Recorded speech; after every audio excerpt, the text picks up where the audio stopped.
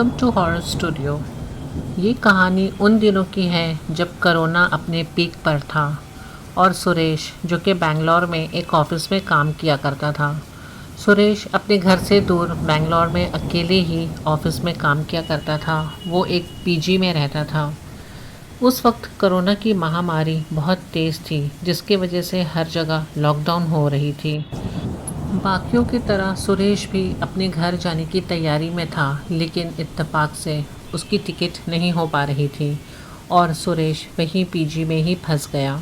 उसने अपने घर पे कॉल करके बताया कि मेरी टिकट्स वगैरह हो नहीं रही है और मुझे कुछ भी ऐसे आने का अंदाज़ा नहीं समझ में आ रहा। तभी सुरेश के पिताजी उससे कहते हैं, तुम बिल्कुल भी फ़िक्र ना करो, जो पैसा होगा मैं यहाँ से भेज दूँगा। बस तुम खाने का इंतज़ाम अपने घर पे ही रहना और तुम अपने घर पे सुरक्षित ही रहना। सुरेश कहता है, हाँ पापा, टेंशन की कोई बात नहीं है। पीजी पूरा खाली है। समझिए कि इस पूरे पीजी में मैं ही एक अकेला हूँ। कोई टेंशन की बात नहीं है। आप बस अपना और मम्मी का ख्याल रखिएगा। ये कहकर सुरेश पीजी में अकेले ही रहने लगा। पीजी के जो ओनर थे, जो लैंडलॉर्ड थे, उनसे सुरेश की बात हुई और सुरेश की हालत जानकर उन्होंने भी यही कहा कि बेटा, ऐसे लॉकडाउन में आप तो जा नहीं पाओगे, तो आप एक काम करो, आप ऊपर वाले रूम में शिफ्ट हो जाइए, क्योंकि सारे कमरे में मुझे लॉक लगानी है। सुरेश तैयार हो गया और उस रूम में अपना सारा सामान लेकर के रहने के लिए चला गया। पीजी बिल्कुल भी खाली है। सुरेश को थोड़ा अजीब लगता था, लेकिन खैर उसे तो आदत थी वहाँ रहने की, क्योंकि सुरेश वहाँ काफ़ी समय से रह रहा था। एक दिन की बात है, सुरेश अपने कमरे में लेटा हुआ था और उसने दरवाज़े पर एक नॉक सुनी। सुरेश दरवाज़े की तरफ बढ़ता हुआ, कौन है? बाहर से एक लड़की की आवाज़ आई, जी मैं हूँ। मैं कौन? मेरा नाम प्रिया है, आप दरवाज़ा तो खोलें। सुरेश दरवाज़ा खोलता है तो वो सामने देखता है कि एक अच्छी भली सी लड़की खड़ी है। जी बोलिए। मैं यहाँ पे रहने आई हूँ। यहाँ की जो लैंडलॉर्ड है, मेरी उनसे बात हुई है और उन्होंने मुझे यहाँ रहने की इजाज़त दी है, लेकिन उन्होंने मुझे तो ऐसा कुछ नहीं बताया। अगर आप चाहें तो उनसे फ़ोन पे बात कर सकते हैं। ये बात प्रिया ने सुरेश से कहा। सुरेश थोड़ा देर सोचता है और यही कहता है कि मुझे इससे क्या लेना देना, वो लैंडलॉर्ड है, किसी को भी रूम दे सकते हैं। ठीक है, आइए आप अंदर आ जाइए। मेन डोर बंद करते हुए वो प्रिया को ऊपर की तरफ लेके जाता है और बताता है कि नीचे तो सारे रूम्स लॉक हैं, ये मेरा रूम है, एक रूम छोड़ करके ये वाले रूम है, शायद इसी में आपको कहा होगा रहने के लिए। हाँ हाँ, बताया था मुझे। ठीक है। ये कह कर के प्रिया उस रूम की तरफ चली जाती है। सुरेश को थोड़ा अजीब तो लगता है प्रिया की हरकतों से, क्योंकि वो थोड़ा नॉर्मल बिहेव नहीं करती है, लेकिन सुरेश यही सोचता है कि हर लड़कियां एक किस्म की तो होती नहीं हैं, सबकी अलग अलग नेचर होती है। वो इस चीज़ को नज़रअंदाज करके अपने रूम में चला जाता है। सुरेश अपने पिता से काफ़ी देर तक फ़ोन पे बात करते हुए अपने पिता को बताता है कि इस पूरे पीजी में अब मैं ही अकेला नहीं हूँ, आपको टेंशन लेने की ज़रूरत नहीं है। यहाँ पर एक और रूममेट आ गई है, उसका नाम प्रिया है, जो कि मेरे बगल वाले कमरे में ठहरी है। तभी सुरेश के पिता उनसे कहते हैं कि बेटा, तुम जाकर उस बेचारी से पूछ लेना कि कहीं उसके पास भी खाने पीने का सामान है या नहीं, क्योंकि ऐसे लॉकडाउन में बहुत मुश्किल है इंतज़ाम करना। हाँ हाँ पिताजी, मैं पूछ लूँगा, आप टेंशन नहीं लीजिए। फ़ोन रखते ही सुरेश प्रिया के कमरे की तरफ जाता है और दरवाजे पे नॉक करता है। अंदर से आवाज़ आती है, कौन है? सुरेश कहता है, जी मैं सुरेश हूँ। हाँ बोलो, क्या काम है? नहीं नहीं, मैं वो पूछ रहा था कि अगर आपको किसी चीज़ की ज़रूरत हो तो आप मुझसे कह सकती हैं। मेरा मतलब है खाने पीने के सामान का, अगर आपको कुछ ज़रूरत। नहीं नहीं, मेरे पास खाने पीने के सारे इंतज़ाम हैं, बहुत बहुत शुक्रिया आपका। ये कह करके सुरेश वहाँ से लौट आता है। कहता है, अजीब लड़की है, बिना दरवाज़ा खोले हुए वो अंदर ही से बात कर ली, पता नहीं कैसी है। ये कहकर वो अपने कमरे में चला जाता है। दिन गुजर जाती है, रात भी गुजर जाता है। दूसरा दिन जब होता है तब सुरेश अपने लिए नूडल्स बनाने लगता है और वो सोचता है कि क्यों ना मैं उसके लिए भी बना करके लेके जाऊं, पता नहीं उसके पास वाकई में खाने पीने की चीज़ें हैं या नहीं है। सुरेश एक प्याला नूडल्स लेकर प्रिया के कमरे की तरफ जाता है और फिर दरवाजे पे नॉक करता है। तब प्रिया दरवाज़ा खोलती है। हाँ बोलो, क्या काम है? जी मैं सोच रहा था कि मैं अपने लिए नूडल्स बना रहा था, तो सोचा कि आपके लिए भी बना लूं, पता नहीं आपने खाना बनाया है या नहीं। Oh so sweet of you, thank you very much. ठीक है, मैं खा लूँगी। वो उसका प्याला लेकर अंदर चली जाती है और सुरेश को थोड़ा सा अजीब तो लगता है प्रिया का नेचर, लेकिन वो उसे नज़रअंदाज करता रहता है। थोड़ी देर के बाद उसके दरवाजे पर नॉक होती है। सुरेश सोचता है कि अब क्या हो गया, अभी तो प्याला दे कर के आया था। जब सुरेश दरवाजे पे जाता है तो सामने कोई भी नहीं रहता है और वो जब नीचे की तरफ उसकी नज़र पड़ती है तो वो देखता है कि गेट के नीचे चौखट के पास वो प्याला खाली रखा हुआ रहता है। फिर सुरेश को यही ख्याल आता है कि अजीब सी लड़की, नूडल्स भी खा लिया, ना थैंक यू ना कुछ, और खाली प्याला लाकर मेरे दरवाजे पे रख कर नॉक करके चली गई। खैर, सुरेश वो प्याला उठा करके अंदर की तरफ चला जाता है। थोड़ी देर के बाद उसके दरवाजे पे नॉक की आवाज़ फिर से आती है। सुरेश दरवाजे की तरफ जब जाता है तो प्रिया वहीं उसी प्याले के साथ वहीं खड़ी हुई उसे मिलती है। सुरेश की आंखें फटी की फटी रह जाती हैं। जी बोलिए। वो आपका प्याला था मेरे पास तो वो मैं देने के लिए आई हूँ।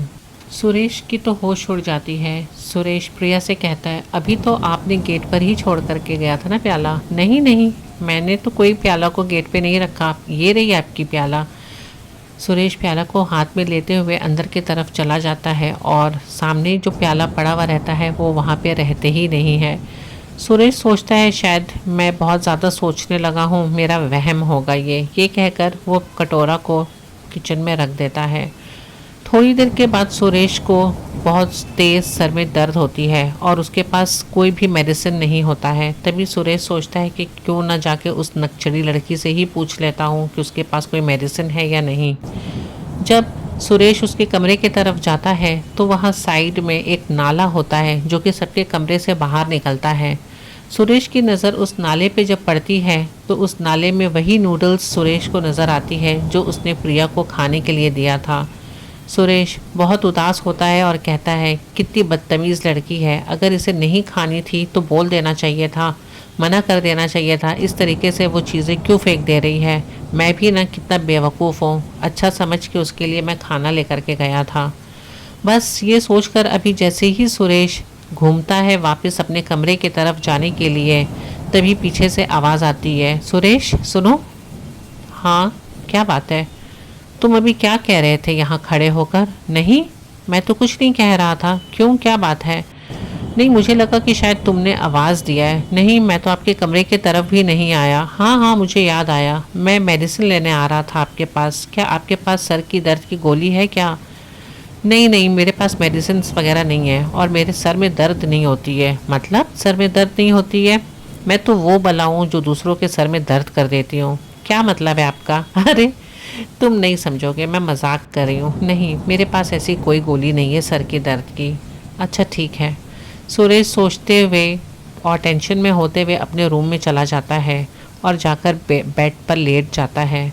सूरज के सर में बहुत ज़्यादा ही पेन होता है और बेचारा दर्द के मारे वो अपने कमरे में ही सो जाता है। रात होते ही सुरेश की आंख खुलती है। सामने की खिड़की पर उसे किसी की परछाई दिखती है। सुरेश कहता है, प्रिया क्या आप वहाँ पर खड़ी हैं?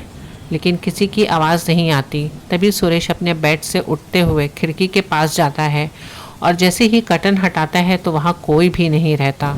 वापस वो अपने बेड पर आकर लेटता है तो फिर वही साया उसे वहाँ पे दिखता है।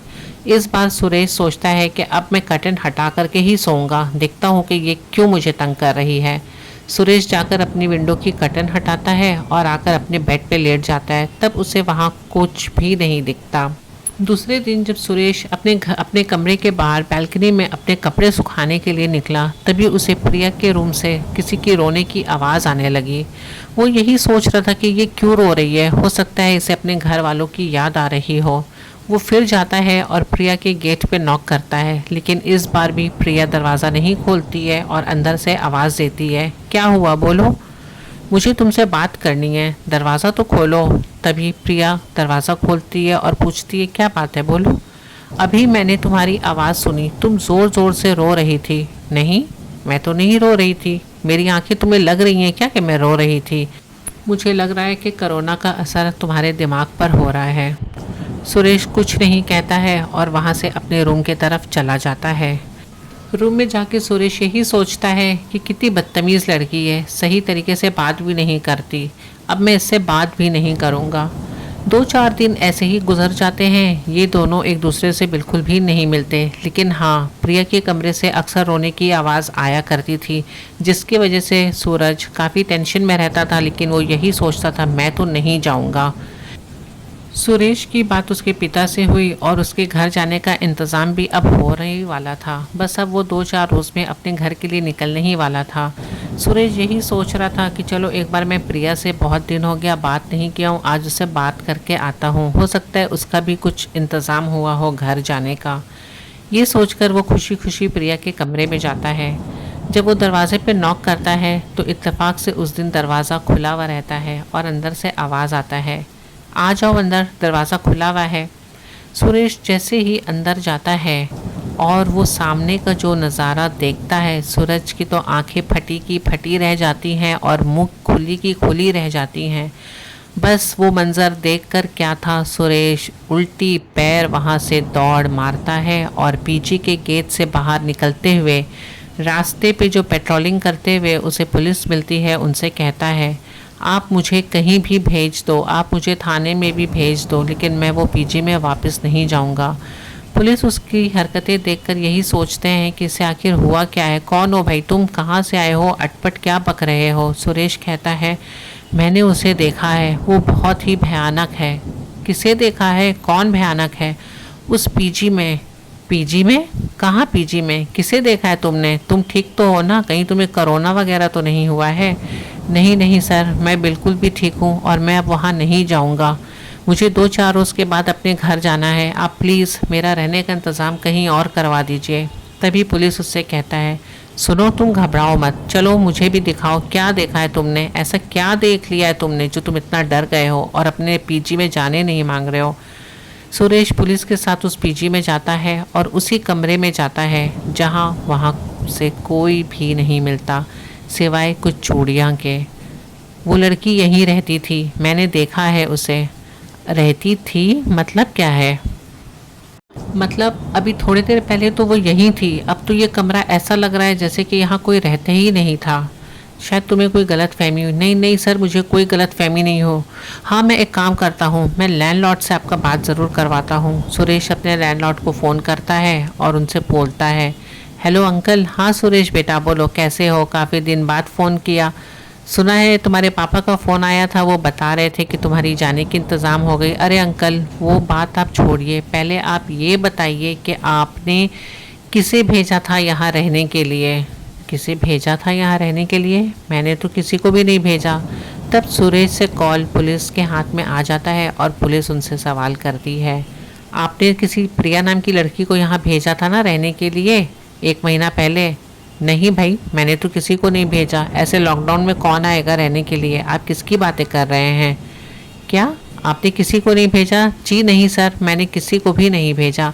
इस पूरे बिल्डिंग में सुरेश एक अकेला आदमी है जो वहाँ रहता है और जिसे मैंने इजाज़त दिया है रहने के लिए, बाकी वहाँ कोई भी नहीं रहता।